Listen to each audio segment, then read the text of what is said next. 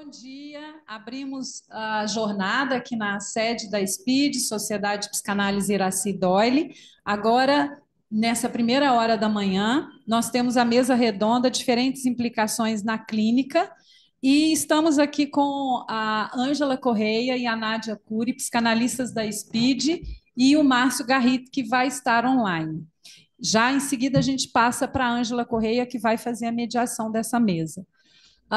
E nós estamos aqui com a poesia de Hélio Pellegrino e de Narman Armoni. E já temos uma pessoa que está aqui na SPID que vai ler um poema. Uma ótima jornada para todos, para todas. Um excelente dia. Obrigada.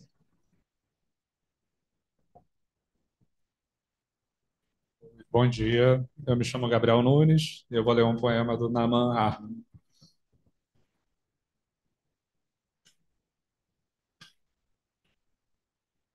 Ele se chama Poema da Covardia, do livro O Anverso e o Verso. Sou tocado em meu fundo e ignoro isto em mim. As paredes reforçadas impedem que a luz se filtre. Luz reveladora de pavores indizíveis ou absurdamente dizíveis. Recolho-me à minha toca e deixo de fora o estigma de meus olhos doídos, perdidos, buscando os cantos das paredes, onde as aranhas tecem teias sujas e belas. Lá, onde meus olhos se detêm, as moscas são capturadas inexoravelmente pelo fio do destino. Obrigado.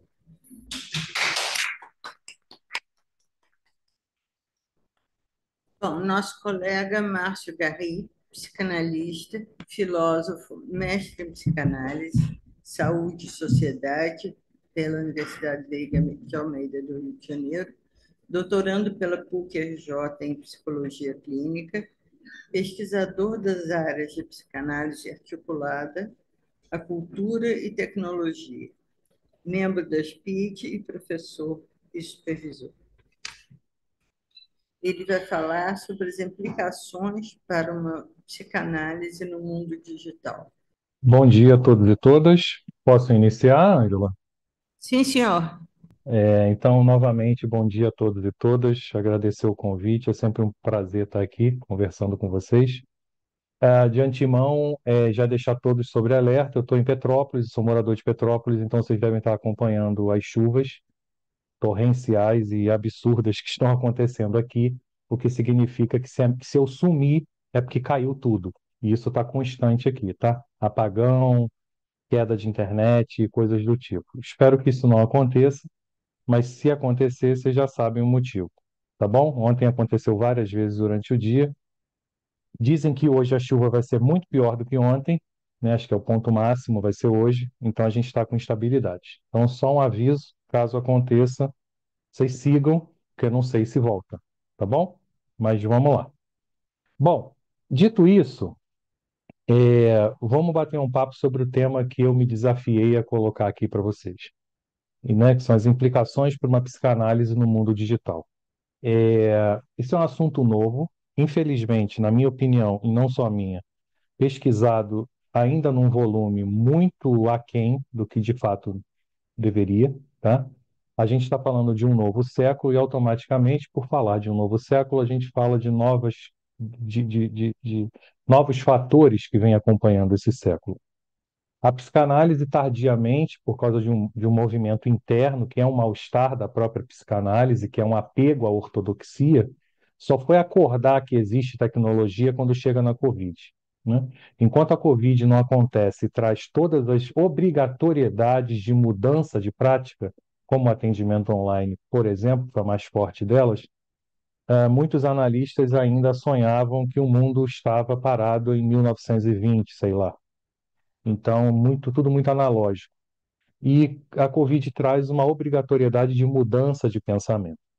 E obrigou, né, mesmo que momentaneamente, porque muitos ainda insistem na posição analógica da psicanálise, obrigou os analistas a colocar a psicanálise no pensamento contemporâneo, né? E aí é interessante a gente sempre citar o Agamben, aquele livro clássico dele, quando ele fala que contemporâneo é aquele que mantém fixo o olhar no seu tempo, para nele perceber não as luzes, mas o escuro, né? Então, olhar demais aquilo que é colocado cega, né? E a ideia do contemporâneo é justamente tentar ver quais são as frestas nesse monte de luz que os conceitos trazem, né? Como diz o Deleuze, quando vai definir conceito, para tentar resolver algo que não está bem resolvido, e a gente pega aquilo como definitivo e atemporal e se cega com a luz do conceito e para de contemporaneizar o processo.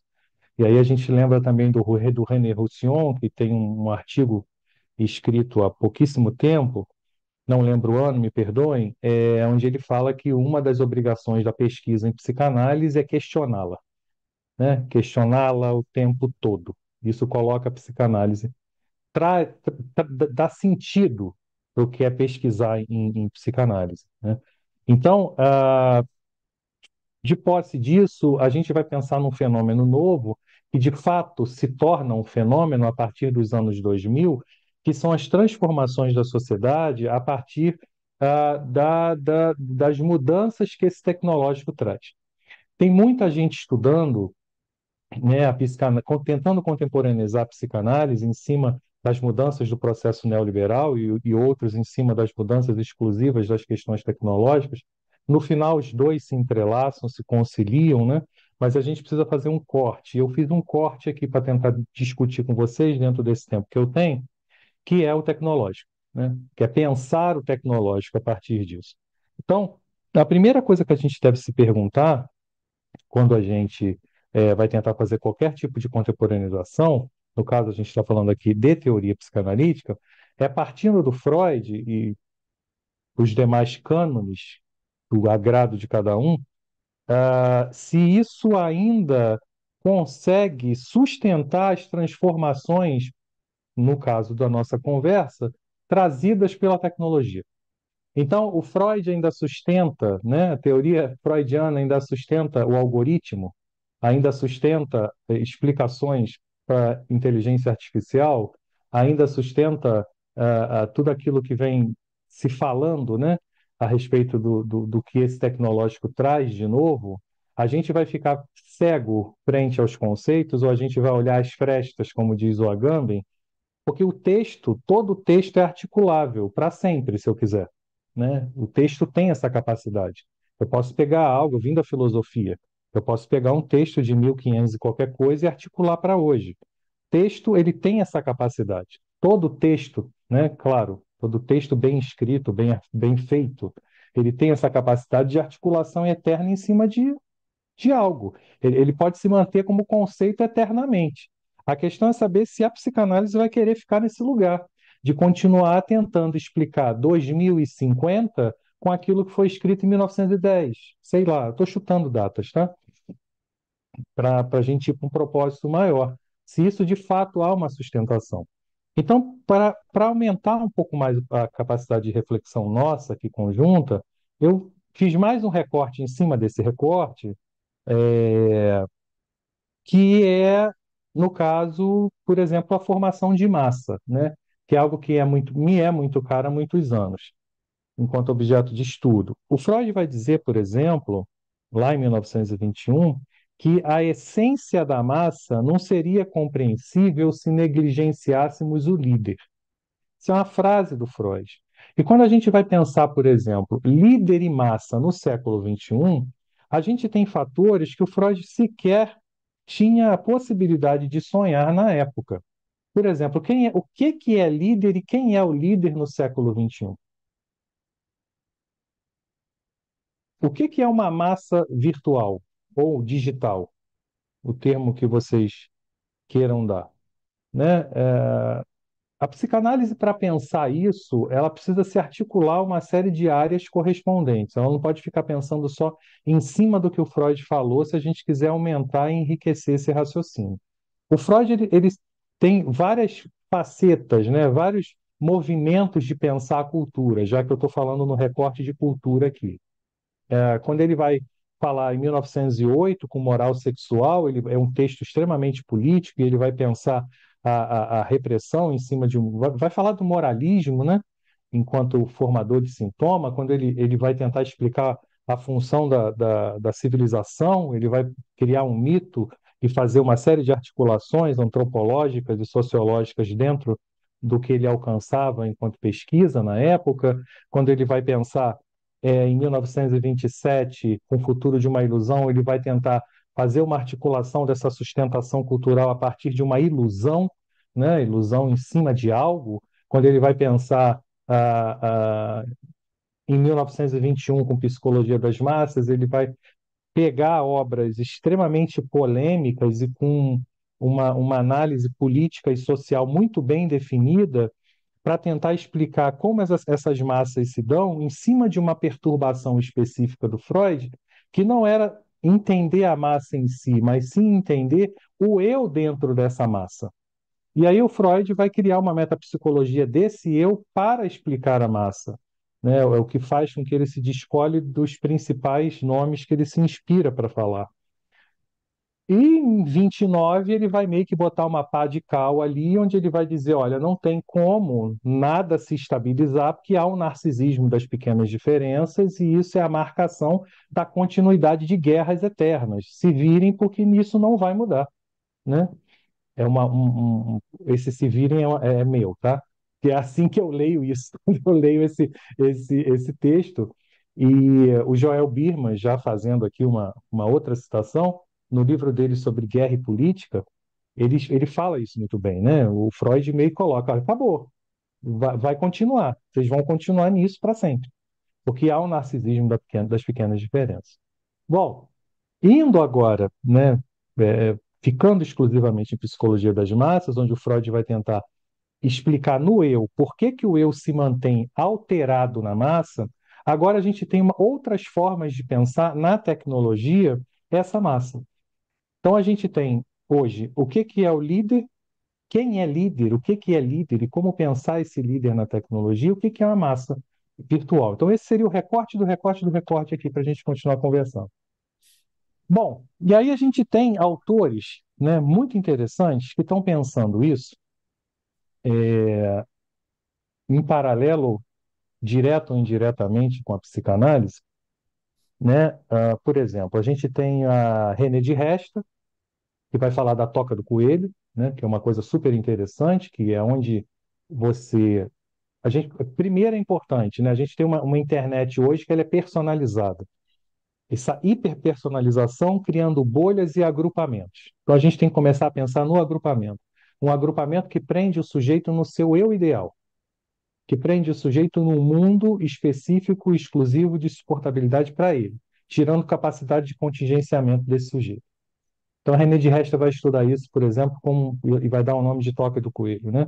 Ela e o Pariser são dois pensadores interessantes. A gente tem o Aaron Balick, que vai dizer que a gente vive a sociedade do falso self, onde o que é literalmente hiperinvestido, né? O algoritmo hiperinveste no falso self dos sujeitos, criando uma sociedade em cima dessa evolução, né? O que seriam falsos sujeitos. E o falso self ele é importante desde que não hiperinvestido, né? Uma vez que é hiperinvestido, você começa a ter problemas, ainda mais a nível social, né? Você tem um Berardi, né, mais muito conhecido como Bifo, que é um filósofo super interessante italiano, onde ele vai falar da integração do nano e do bio, ou seja, a gente tem um corpo integrado a uma nova a tecnologia, uma tecnologia que está cada vez mais pertencente ao corpo, mudando o conceito de corpo e de futuro, né? Então, isso é um outro ponto interessante, né?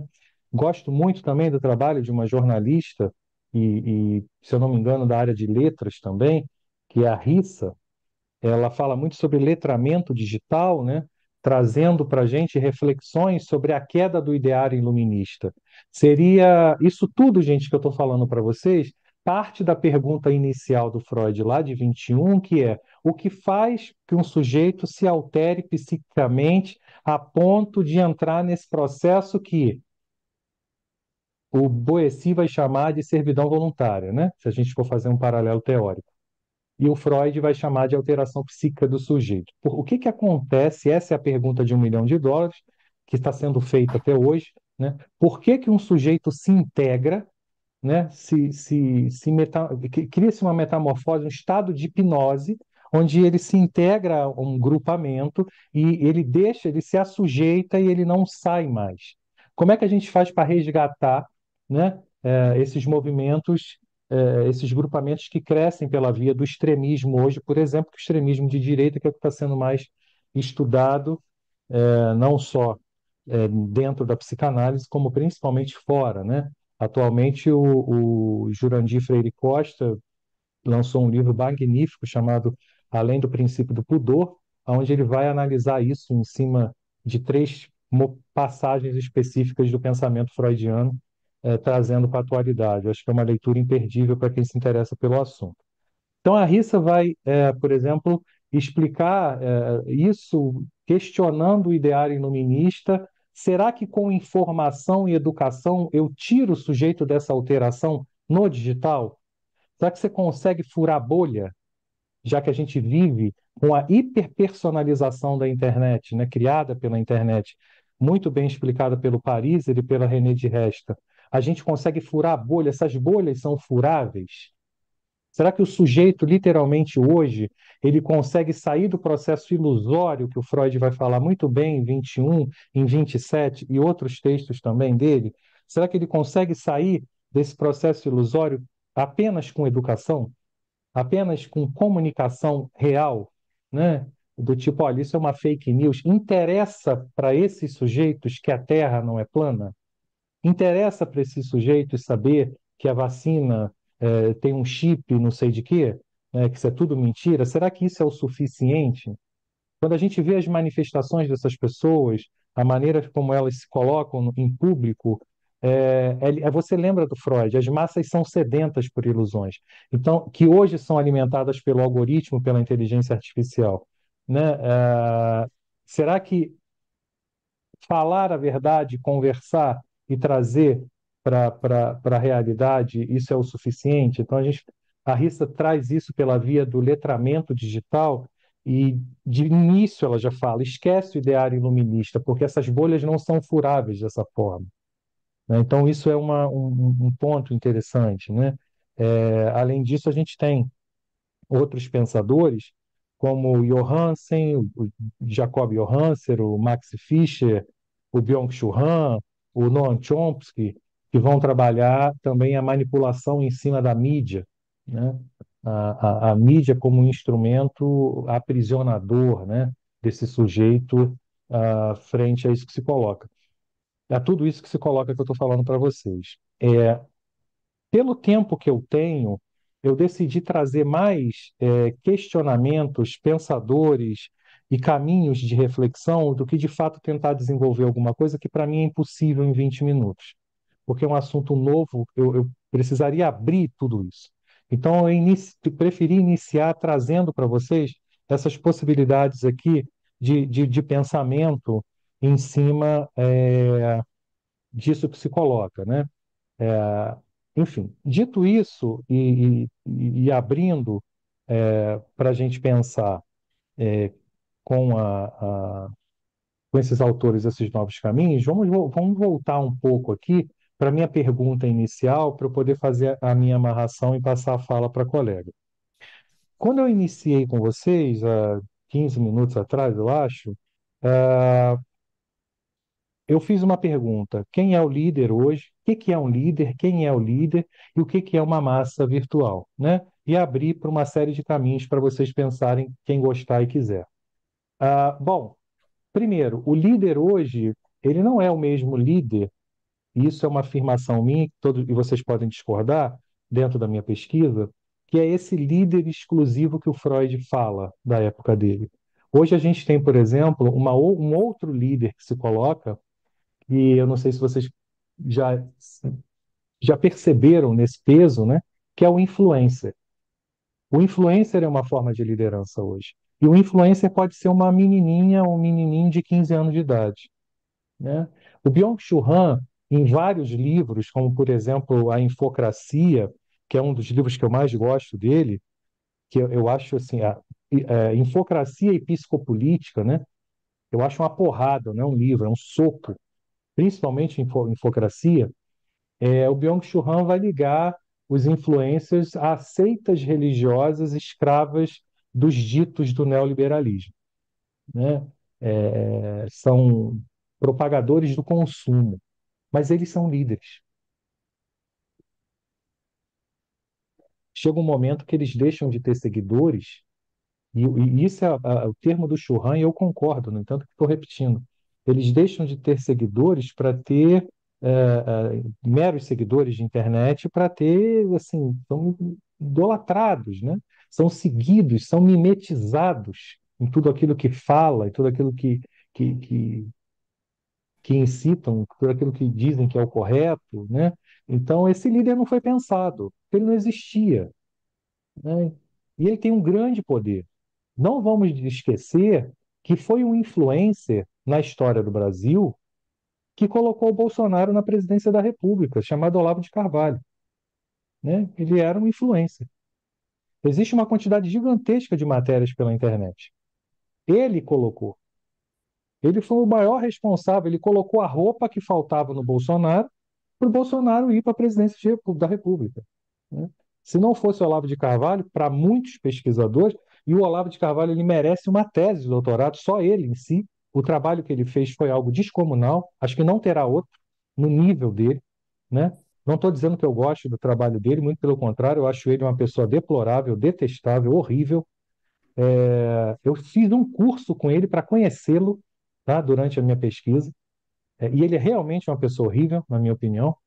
E ele fez um trabalho assim fantástico dentro disso que se coloca, como o Churran fala, né, de alimentação de seita. Só que em vez de vender produto, como a maioria vende exclusivamente, ele vendia uma outra coisa a ponto de conseguir botar um presidente lá. Então tem matéria na Europa, no Brasil, enfim, várias que vocês vão ver de jornalistas afirmando e explicando isso com mais detalhes e com mais tempo, né? Então, assim, a gente tem esse líder não existia e ele existe. O que que a gente faz com ele? Como a gente pensa ele, né? Isso é um ponto para a gente pensar também.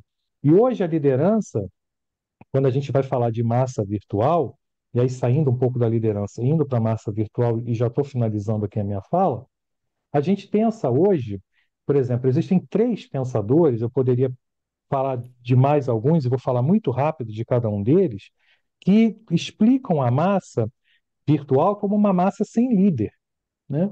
Então você tem, por exemplo, o Churran, claro, né, falando, tratando a massa enquanto enxame, e aí ele vai trazer que a massa sem alma, porque é sem hierarquização e contato, né? Isso é um ponto para a gente pensar. O Kevin Kelly, que já pensava antes do Churran, né, sobre enxame, onde ele faz até ele é biólogo, e ele faz até uma analogia bem interessante com as abelhas, né? E vai para falar de enxame, ele vai falar justamente sobre isso, né? Ele vai falar que pela ausência da cadeia de comando, fazendo assim com que qualquer ação se confunda com seus fins e se sobreponha às demais. Ele vai explicar essa massa sem líder, vazia, sem alma, sem comprometimento.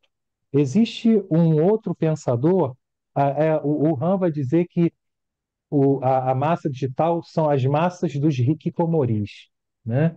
Que é uma patologia muito comum no Japão. Tem um outro pensador, que é um jornalista, que eu sou literalmente fã, sou tiete do cara, eu leio tudo que eu posso dele, que é o Gladwell, né? Eu acho ele um cara fantástico. Em 2010, ele vai fazer é entrevistado pela Folha, e ele vai falar dessas massas virtuais também,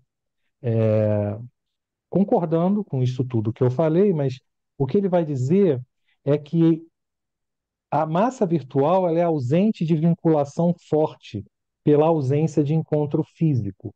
Não existe o comprometimento que se tem na massa freudiana, vou chamar de analógica, tá? Inclusive, na minha tese de doutorado, eu trato a massa freudiana como analógica, para poder diferenciar da massa digital, né? O Gladwell vai falar que a ausência do encontro físico vai gerar justamente uma redução dessa libido, né? Que o Freud fala tanto que é o centro da, da, da, da, da, da teoria do psicologia das massas freudiana é a libido. E o Freud vai falar muito bem dessa libido, enfim, vai desenvolver isso no encontro, e o que se fala é justamente segundo Gladwell, de uma relativização, de uma queda ou de uma transformação desse envolvimento libidinal. Também existe um psicanalista argentino chamado Nestor Brownstein, eu acho que ele é argentino, tá? Onde ele vai, em 2020, criar um conceito chamado de neomassa, né? Ele vai dizer que essas massas virtuais são conglomerados formados não são formados por pessoas, mas sim por dados computacionais, né? E aí ele vai fazer a fusão do algoritmo com o sujeito, né? A teoria freudiana suporta as consequências algorítmicas? E se não suporta, o que que a gente vai fazer com isso? A gente vai agir como Agamben ou a gente vai continuar eternamente fazendo articulação conceitual? Porque isso é possível, articulação conceitual eterna, né? Ou a gente pode contemporaneizar e ousar, que eu acho que é o que Freud gostaria mais. Pensemos. Muito obrigado, gente. Então, vamos passar a palavra para a nossa colega Nádia Puri, psicóloga, psicanalista e supervisora da Clínica das PIDs. Ela vai falar sobre psicanálise de idosos. Bom dia a todos, a todos. Bom dia, Márcio. Gostei muito da sua fala. Bom dia, obrigado. Quero agradecer a todos a presença. Eu vou falar sobre psicanálise de idosos. E quando eu falo de idosos, eu estou falando de pessoas com mais de 80 anos. Eu resolvi falar sobre isso porque eu comecei a receber no meu consultório, sei que colegas meus também, clientes com mais de 75 anos, 75, 88 e 95. Eu tenho no momento esses três clientes.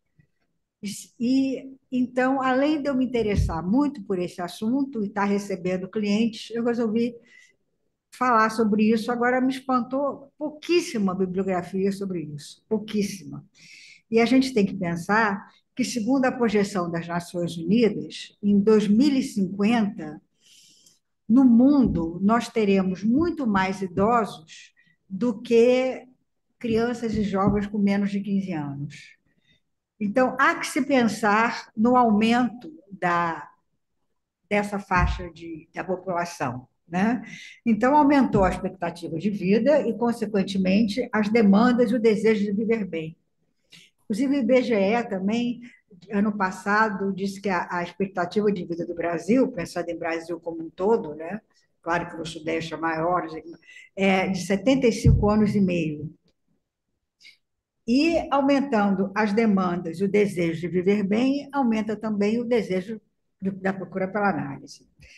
Aí, voltando para Freud, em um método psicanalítico sobre psicoterapia, escrito em 1903 e 5, Freud afirma a impossibilidade de análise para maiores de 50 anos, por ausência de elasticidade dos processos mentais.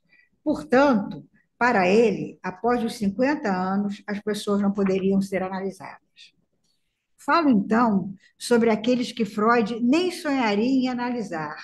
Em Análise Terminável e Interminável, já em 1937, Freud ressalta a não plasticidade psíquica de pessoas idosas, sendo, portanto, incapazes de mudar hábitos e atitudes.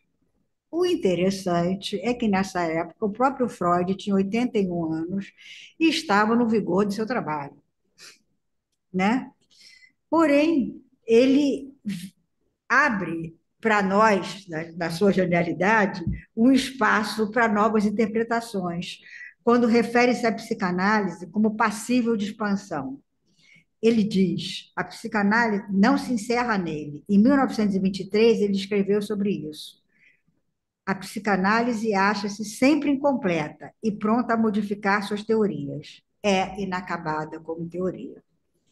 Ainda anteriormente, em Linhas de Progresso na Terapia Psicanalítica, em 1918 e 1919, ele diz: defrontar-nos-emos, então, com a tarefa de adaptar a nossa técnica às novas condições. Quando ele fala nessas novas condições, eu acredito que a gente pode incluir também essa nova faixa da população de idosos. Muitos idosos hoje sustentam a família com suas pensões e aposentadorias, o que muda o papel deles dentro desse núcleo. Há que se adaptar na velhice a um corpo com limitações, perda de antigos objetos de interesse, busca de novos. Querem descobrir como viver com qualidade. A proximidade da morte iminente, a solidão, o novo estilo de vida estão presentes em seus discursos e precisam aproveitar melhor o tempo que lhes resta. Bom, como eu disse que eu já tinha pouca bibliografia, eu vou falar basicamente da minha experiência pessoal e vou apresentar em seguida alguns fragmentos clínicos. Vou começar com uma mulher de 88 anos, que chegou ao meu consultório por indicação da analista da filha, dizendo querer morrer. Quero morrer logo porque meu marido me abandonou depois de 50 anos de casada e não tenho mais o que fazer na vida. Continuou repetindo isso e, após alguns meses, continuava repetindo a mesma coisa. Porém, o curioso é que, enquanto dizia quero morrer logo, ela ia vivendo, driblando a morte. Começou a ir ao cinema, sair com a filha, fazer trabalhos manuais, ligar, telefonar para as amigas. Mas na sessão só fala em morrer e parece não dar importância a nada do que faz. A mim parece um jogo com ela mesma para poder viver com a ameaça da morte. Eu imagino alguma coisa assim. Eu vou fingir que não estou vivendo, enquanto isso eu vou driblando a morte. Eu me lembro aqui do filme Sétimo Selo, de Ingmar Bergman, que acho que todos conhecem, onde o personagem, o protagonista, jogava xadrez com a morte na intenção de driblá-la. Essa mulher me lembra muito isso. Então, eu acredito que a análise a ajudou a viver a vida enquanto repetia no consultório a ideia de morte incutida culturalmente. Com o tempo, ela acabou me contando que ela apanhou muito do marido, que o casamento foi um inferno, que ele tinha várias amantes, mas continuava dizendo que ele não podia ter me abandonado. O marido, afinal, não era tão maravilhoso assim, e, na verdade, pensando bem, a vida estava melhor, mas ela não ousava admitir. Ela disse isso uma única vez, mas depois continuava dizendo que queria morrer.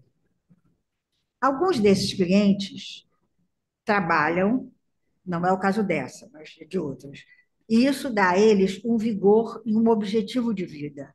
São pessoas com mais de 90 anos de idade que estão viajando, passeando, fazendo fisioterapia, vivendo, fazendo confidências de análise que nunca ousaram falar para ninguém por muitas décadas. Outro exemplo é o de Maria, nome fictício. Essa me procurou aos 95 anos. Queixava-se de tristeza e de medo da morte. Lembrei do poeta Vinícius, que uma vez uma jornalista entrevistou o Vinícius e perguntou: Vinícius, você tem medo da morte? E ele respondeu: Não, minha filha, eu tenho saudades da vida.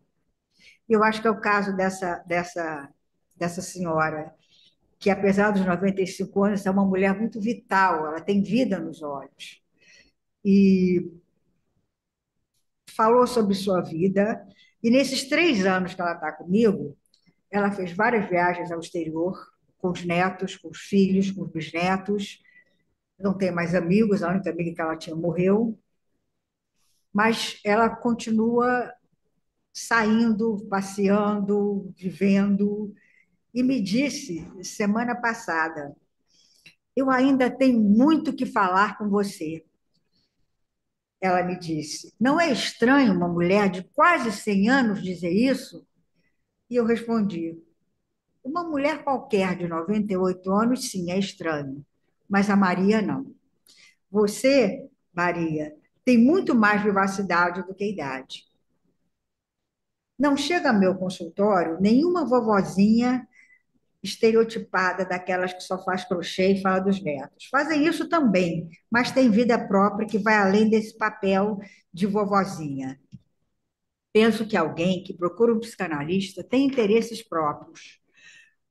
Ela encontra um ouvinte atento e interessado, e muitas vezes é uma novidade para a maioria desses clientes.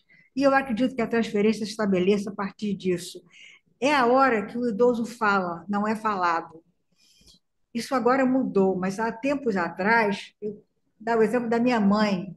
Há anos atrás, a gente ia à manicure, ela tinha 94 anos, e a manicure olhava para mim e perguntava assim: que esmaltezinho que eu vou botar na unhazinha dela? E a minha mãe, com muita raiva, dizia: eu quero a cor terra. Então, eu acho que esse paradigma do velhinho está mudando, e a análise está ajudando a isso. Por isso que eu fiquei tão apaixonada por esse tema. A psicanálise surge para pensar a cultura e o sujeito na cultura. O sujeito da psicanálise é o sujeito do inconsciente. Como sabemos, o inconsciente é atemporal e perene. Não importa quando o fato aconteceu, é sempre presente quando mencionado. O desejo não deixa de existir. Segundo Ângela Mucida, uma psicanalista da escola do campo lacaniano, que escreveu em 2006 o livro O Sujeito Não Envelhece. O desejo não é determinado pela idade nem pela quantidade de material psíquico. Os idosos trazem marcas e lembranças vivas que demonstram a singularidade do viver de cada um. É a junção do corpo que envelhece e atinge limitações com o inconsciente que não envelhece. E isso, estou pensando agora, isso a gente começa a viver muito antes de ficar velhinha, né? Aos 50, aos 60, a gente já está sentindo isso, eu já estou sentindo isso. Nesse processo, podem ressurgir mágoas antigas que podem produzir sintomas que os levem à análise. O último, o último fragmento. Uma cliente de 75 anos me relatou que encontrou um antigo namorado na rua. Me disse sorrindo com graça. Um antigo crush, como vocês falam por aí. E senti coisas. Que coisas? Perguntei. Vontade de estar com ele, encostar no braço dele, sair com ele, conversar. Isso é normal na minha idade? Você acha feio? O que significa isso? Significa que você está viva.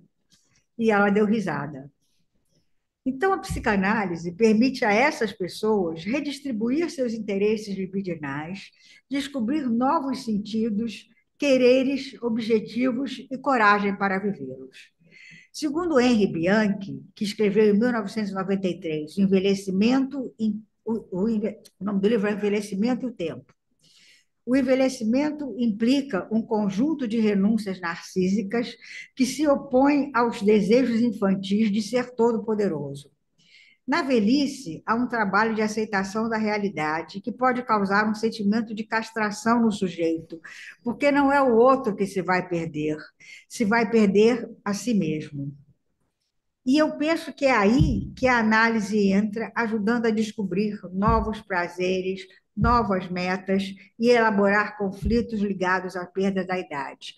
O que eu quero dizer para vocês hoje aqui é que eu percebi na minha prática, no meu consultório, percebi empiricamente que essas pessoas com mais de 75, 80 e, como disse, até 90 e tantos anos, ainda tem flexibilidade para realizar mudanças e usufruir da psicanálise. Muito obrigada.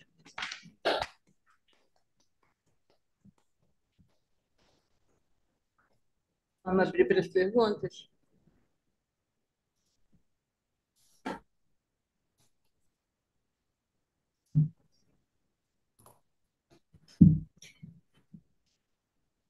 Márcio está aí ainda?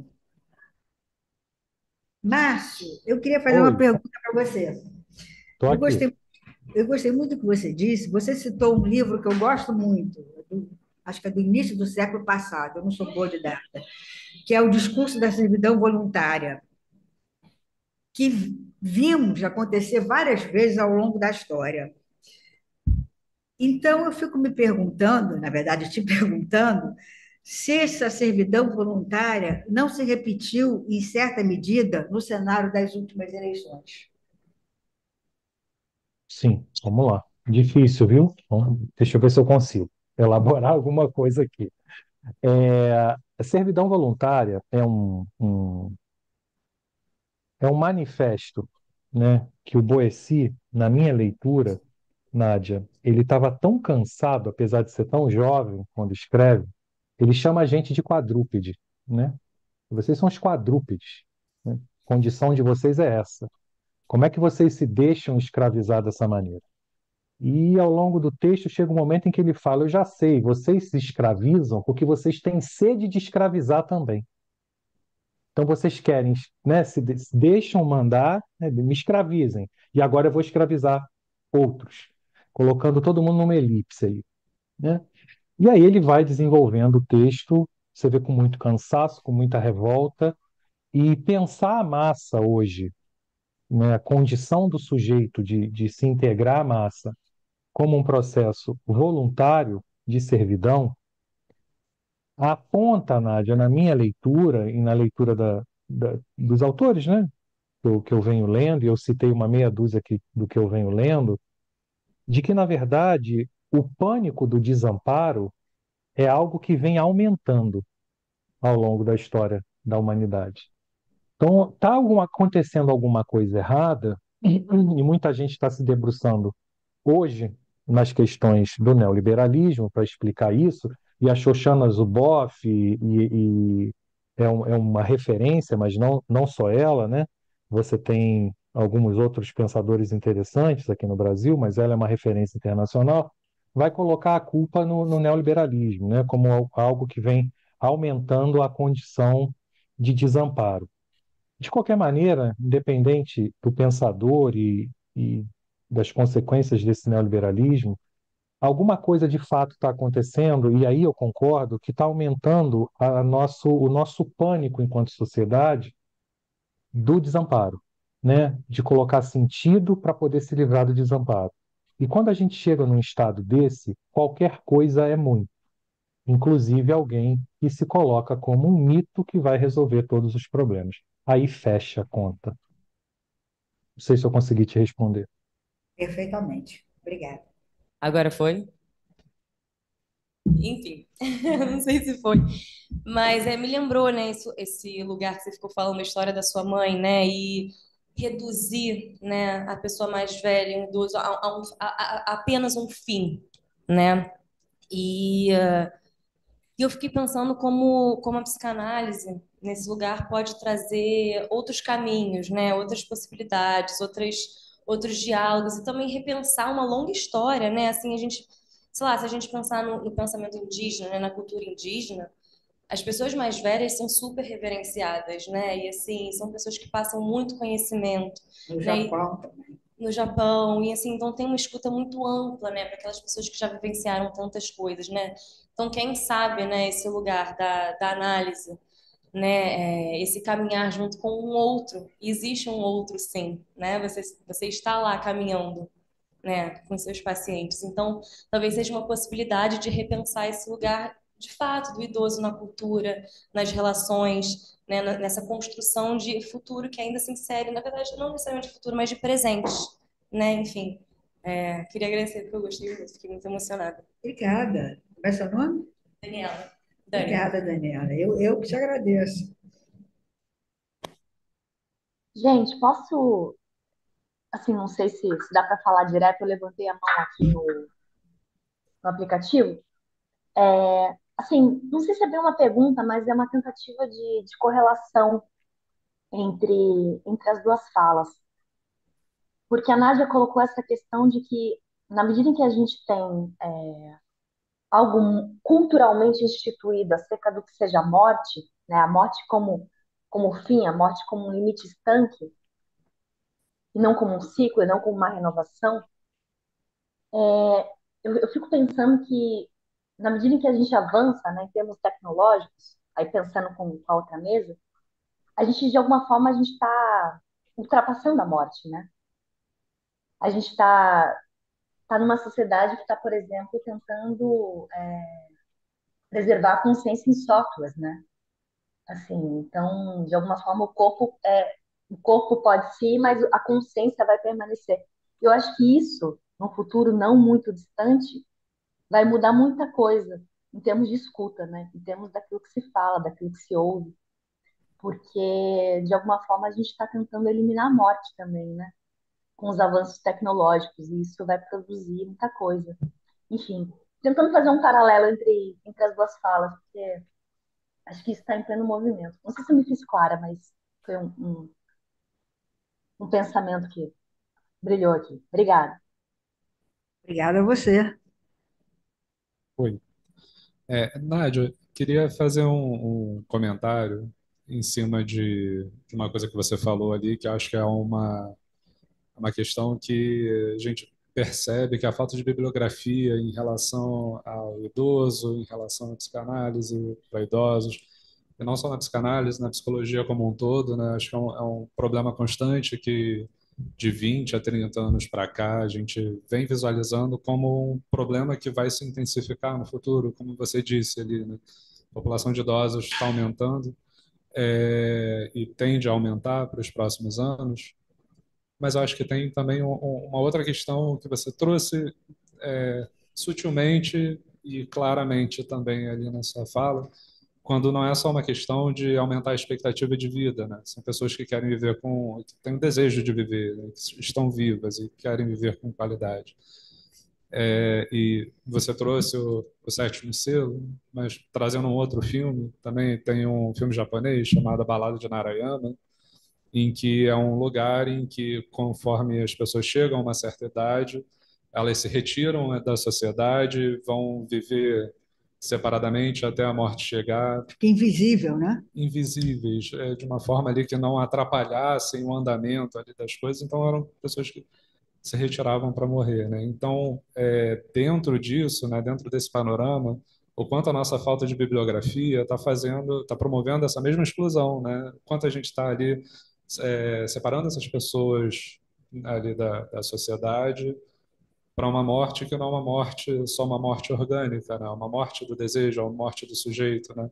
O quanto a gente acaba promovendo essa invisibilidade, enquanto a gente não se preocupa em estabelecer diretrizes de pesquisa ali, em psicanálise para idosos, né? Eu acho que também traz uma coisa que o Márcio trouxe, né? Acho que vocês dois trouxeram, são anacronismos dentro da nossa técnica psicanalítica, né? O que Márcio trouxe? A teoria freudiana, ela sobrevive ao algoritmo, né? Uhum. A teoria freudiana, ela sobrevive ao idoso contemporâneo que deseja viver, né? Que não está ali só separado para morrer, né? Então, abrindo ali para vocês, né? Assim, como vocês veem a perspectiva que a gente tem dentro dessa pesquisa, né? Obrigado. Obrigada. Tem mais alguma pergunta? Podemos encerrar, então? Nádia, Oi. Oi, é, é, é, o, agora foi comentado o Balada de Narayama, e no Balada de Narayama a situação central era que é, quem, aqueles que não produziam eram convidados a se retirar. Eu estou fazendo uma simplificação, obviamente, uhum. né? Há um conflito entre os dois filhos e isso se revela difícil de ser vivido até que há uma epifania do irmão mais novo para que aquilo se funcionasse.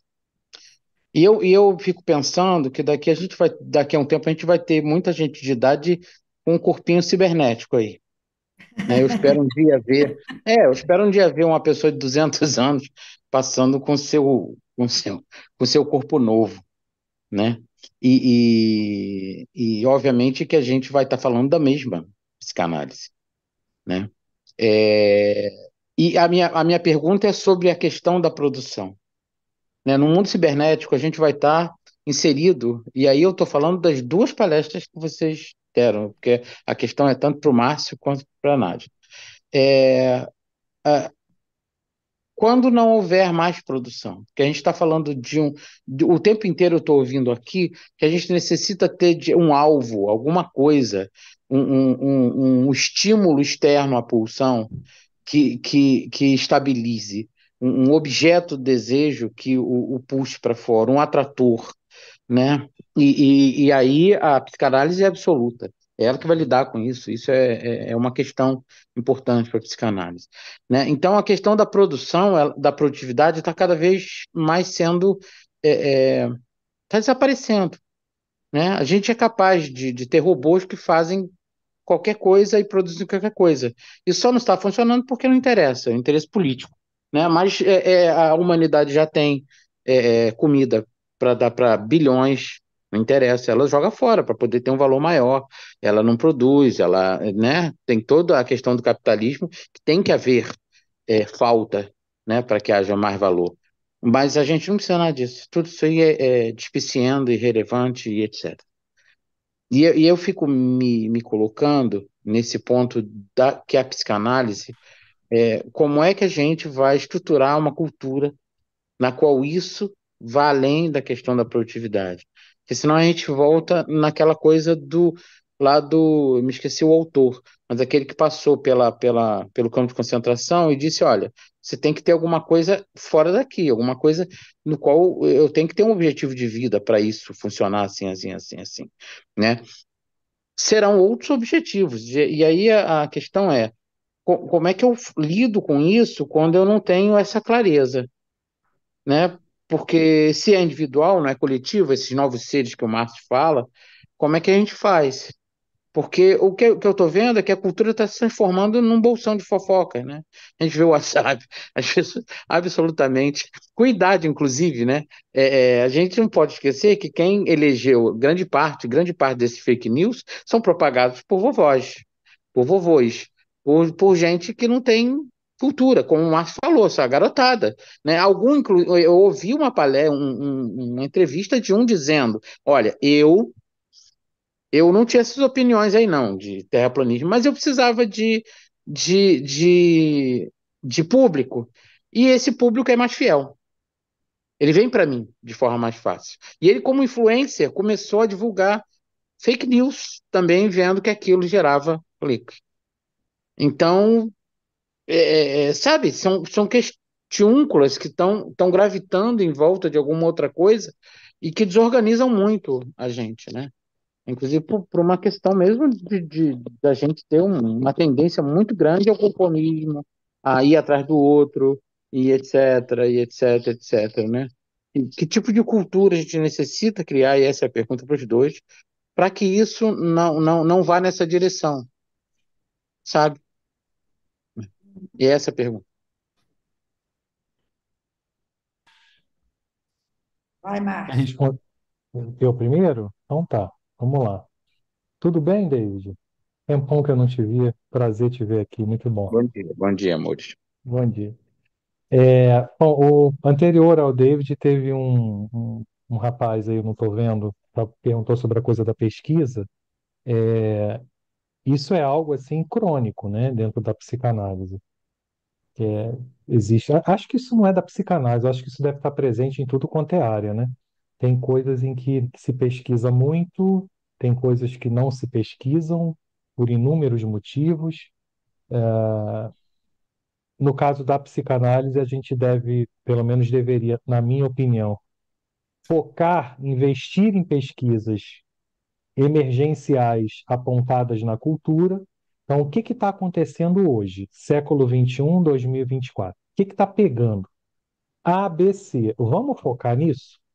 Mas a gente ainda vê justamente o oposto, né? Isso aí, né? Tanto na fala da Nádia quanto na minha, está faltando pesquisa, né?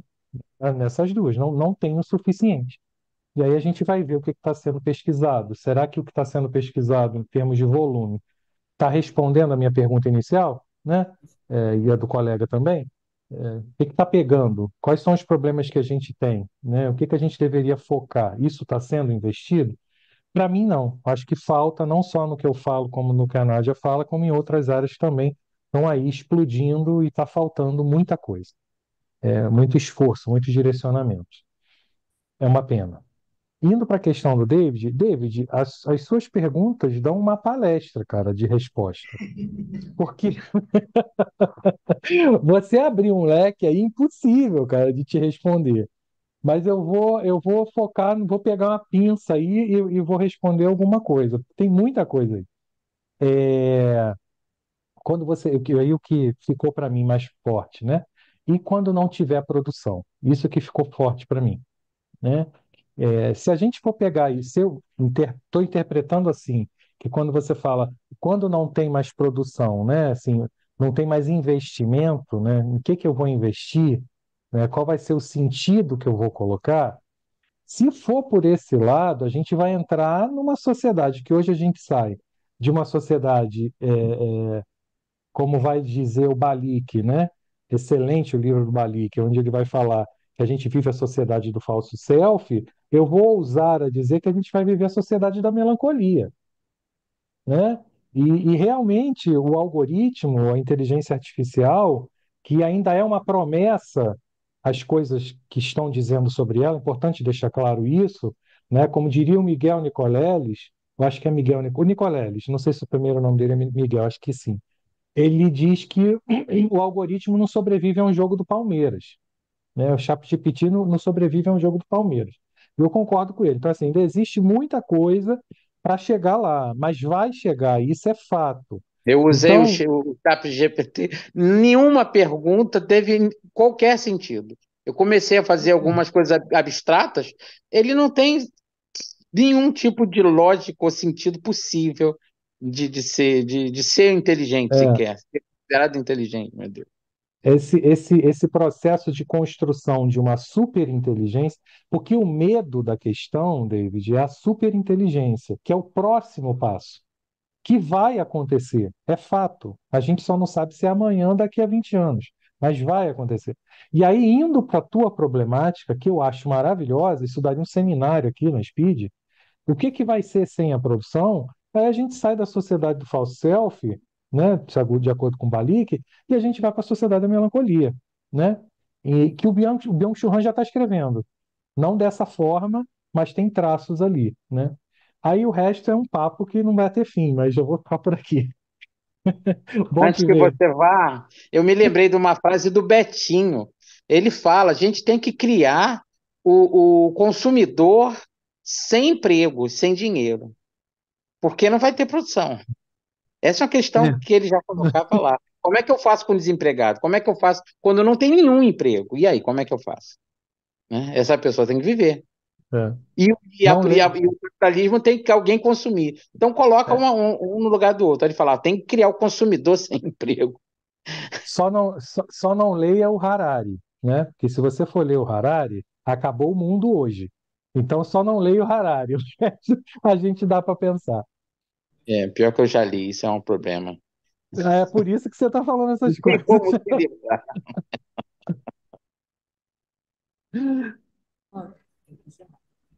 Bom, a gente está na hora. Vamos encerrar por aqui?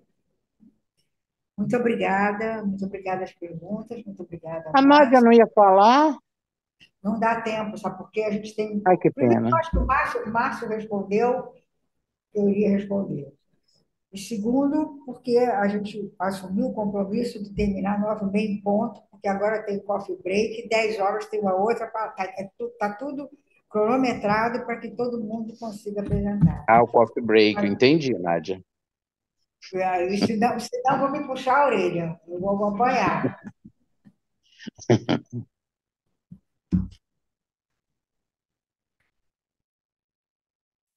Encerrados. Coisinha, estou me coçando para falar. Eu acho que temos que fazer os não influencers, os não idiotas, têm que trabalhar e fazer pesquisa sobre essas coisas, porque está faltando estudo. Tem muita palavra e pouco estudo. É isso. Agora eu concordo com o Márcio, dar um seminário que você falou. Obrigada, Davi. Gente, muito obrigada a todos.